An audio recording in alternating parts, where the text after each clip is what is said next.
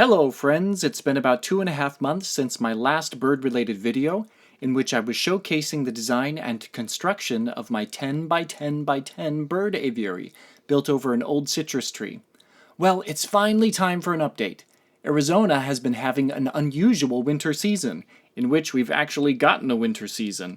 Lots of snow in the high country just a couple of hours from here, and lots of rain and cold nights in the Phoenix Valley. 70% of the state is no longer in drought, which is fantastic. Well, what does that have to do with birds? Birds need time to acclimate to hot or cold weather. If you want your birds to have a healthy transition to outdoor life, you need to introduce them to the outdoors during periods of time with very mild weather. When the weather transitions from warm to cold or from warm to hot, birds will molt and grow a thicker or thinner coat of feathers depending on the season. All of my birds were acclimated to the indoors, so I felt it was important to wait until after a cold spell was over. Since I had already started my planting on the inside of the aviary, there were several nights I had to cover the plants with sheets to make sure they were protected from the morning frost. On multiple days, I brought a recently hand-fed pair of Lutino Fisher lovebirds to test out the new aviary during the warmer daylight hours, which they loved. Come on. Good bird. Come on. Come on.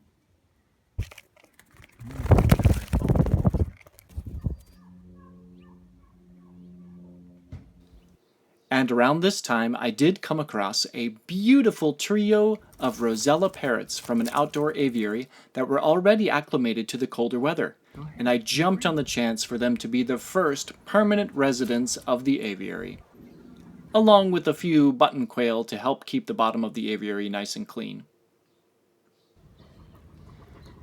The space was much larger than what they were used to, and they fully embraced the new aviary as their home. For days, I loved watching them explore and try out all of the features I've been working on. Check out this solution I came up with, attaching a hose extender to the wood frame and feeding it through a small hole in the wire, allowing me to have an easy water source inside the aviary itself. Now changing water, cleaning perches, and giving the birds a mist bath will be a breeze.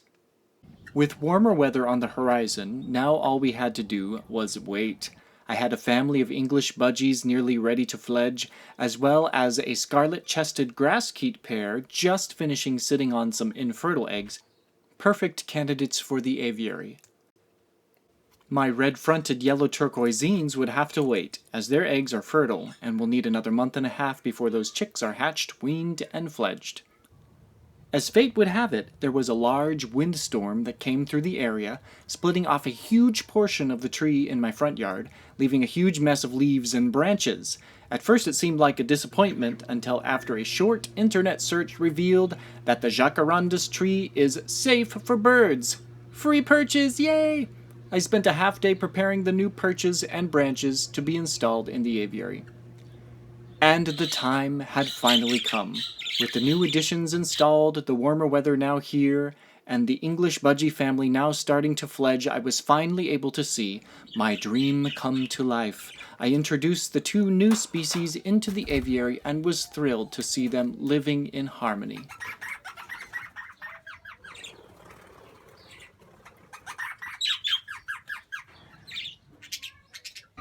In a short-lived experiment, I also attempted to introduce my recently hand-fed Lutino Fisher lovebird babies, now about 3 months old, into the aviary with the other peaceful residents. Unfortunately, that did not last long. They chased around nearly every bird in the whole aviary and attempted a handful of pecks toward the others. I could tell the other birds were extremely stressed just by the presence of the Lutino Fishers. Only 10 minutes had passed before I knew this was a mistake, and I got those birds out of there fast.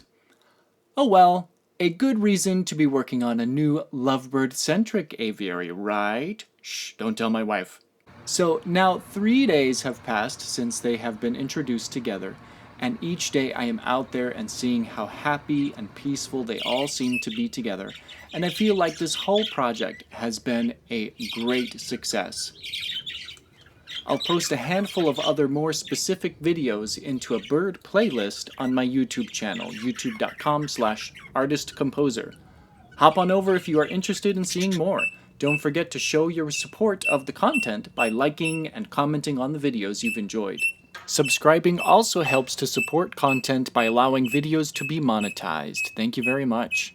Keep creating. Talk to you later. Bye.